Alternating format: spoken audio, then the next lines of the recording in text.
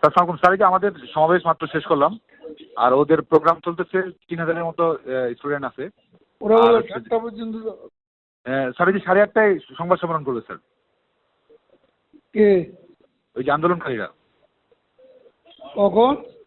8:30টায় সংবাদ সম্মেলন করবে। 8:30টায় সংবাদ সম্মেলন করে পরবর্তী কর্মসূচি মনে ঘোষণা করবে। এই 2 দিন জনসংযোগ করবে, তারপরে ওদের কাল পিটাও না কেন? মারো না কেন ওদের? আমাদের জড়ো দাও কেন? নিষেধ করলো আজকে থেকে হালকা হয়ে যাবো। জি স্যার, কই হালকা হলো?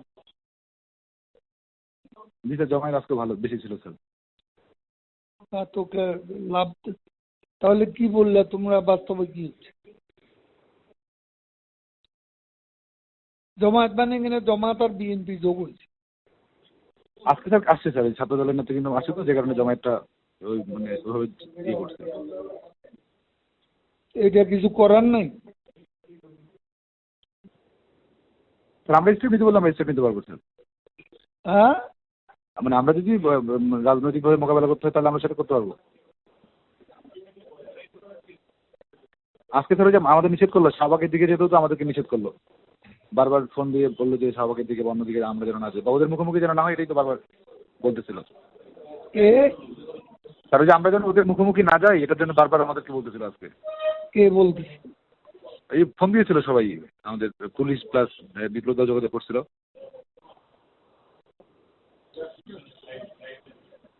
বিপ্লব তো এটা বলার কথা।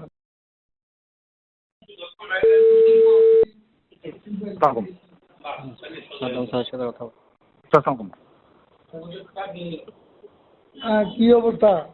স্যার এই যে আমাদের সমাবেশ মাত্র শেষ করলাম, আর ওদের প্রোগ্রাম চলতেছে 3000-এর মতো স্টুডেন্ট আছে।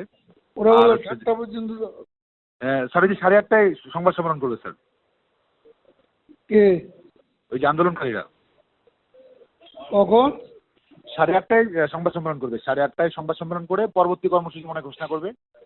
এই 2 দিন জনসংযোগ করবে, তারপরে কাল পিটাও না কেন?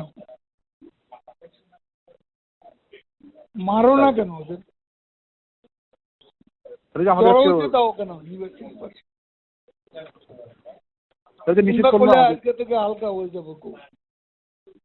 জি স্যার, কই হালকা হলো? জি স্যার, জমায়েত আজকে ভালো বেশি ছিল স্যার। তোকে লাভ। তাহলে কি বললে তোমরা, বাস্তবে কি হচ্ছে? জমায়েত মানে এখানে জমায়েত আর বিএনপি যোগ হয়েছে। আজকে স্যার আসছে স্যার, এই ছাত্র দলের নেতা কিন্তু আসছে, তো যে কারণে জমায়েতটা ওই মানে ওইভাবে ইয়ে করছে। এটা কিছু করার নাই। স্যার আমরা স্টেপ নিতে বললাম, স্টেপ নিতে পারবো স্যার। হ্যাঁ, মানে আমরা যদি রাজনৈতিকভাবে মোকাবেলা করতে হয় তাহলে আমরা সেটা করতে পারবো। আজকে স্যার ওই যে আমাদের নিষেধ করলো, শাহবাগের দিকে যেতেও তো আমাদেরকে নিষেধ করলো। বারবার ফোন দিয়ে বললো যে শাহবাগের দিকে বা অন্য দিকে আমরা যেন না যাই, বা ওদের মুখোমুখি যেন না হয়, এটাই তো বারবার বলতেছিল। কে? স্যার ওই যে আমরা যেন ওদের মুখোমুখি না যাই, এটার জন্য বারবার আমাদেরকে বলতেছিল আজকে। কে বলতেছে? এই ফোন দিয়েছিল সবাই, আমাদের পুলিশ প্লাস বিপ্লব দল যোগাযোগ করছিল।